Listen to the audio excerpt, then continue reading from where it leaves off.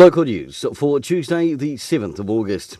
A business continuity workshop for small and medium-sized businesses and social service organisations takes place tomorrow. Held at the Carterton Event Centre from 9:30 until midday, business owners will learn how to plan for and recover from large or small-scale disasters.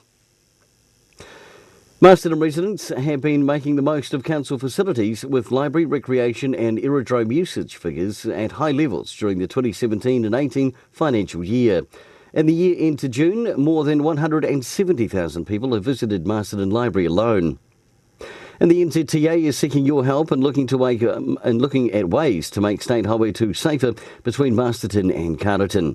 2 drop-in sessions are being held, one tomorrow at Solway School from 2:30 and one Saturday at the Carterton Event Centre. You can also have your say online by Friday the 31st of August. And tonight, the Farriers Wairarapa Bush will take on the New Zealand Army at Trust House Memorial Park in a pre-season clash. Cyrus Baker will captain the side with kick-off at 7 p.m.